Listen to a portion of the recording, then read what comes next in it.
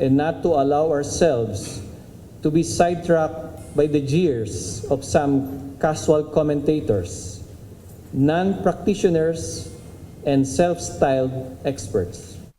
Hindi magpapadala ang Department of Foreign Affairs sa mga umano'y panlalait at mga salita mula sa mga nagpapakilalang eksperto patungkol sa foreign policies na mayroon ang Pilipinas. Ito'y kasunod ng mga nangyaring palitan ng maiinit na pahayag sa pagitan ng mga opisyal ng bansa at Chinese Embassy pagdating sa mga issue na may kaugnayan sa West Philippine Sea at South China Sea.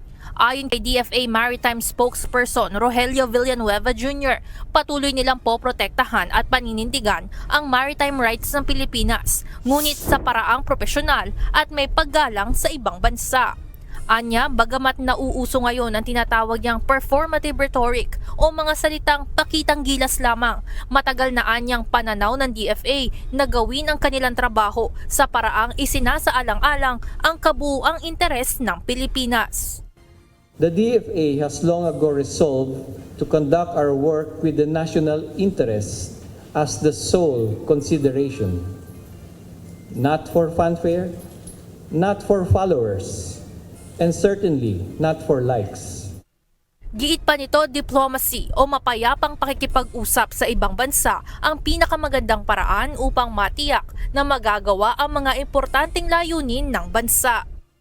Sinagot ni spokesperson ng Villanueva kung bakit patuloy na nakikipag-ugnayan ang Pilipinas sa China sa kabila ng mga issue na kinakaharap ng dalawang bansa sa pagitan ng isa't isa. We at the department are often asked why we continue to engage China amid their continued illegal, coercive, aggressive, and deceptive activities. The answer is because we are committed to manage the situation at sea peacefully. Dagdag pa nito, sumusunod lamang sila sa mandato ni Pangulong Ferdinand Marcos Jr. na unahin palagi ang pagiging diplomatic at pakikipag-usap upang maresolba ang mga hindi pagkakaintindihan. To this end, the department will continue to issue protests and make firm representations of serious concern to the Chinese Embassy at appropriate times.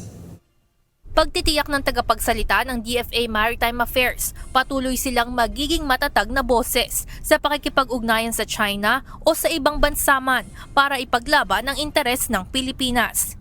Samantala, inaasahan namang matatapos na ngayong 2026 ang pagbuo ng Code of Conduct for the South China Sea o ang kasunduang binubuo sa pagitan ng ASEAN at China upang maidaan sa diplomasya at payapang paraan ang pagresolba sa mga issue at alitan sa rehiyon.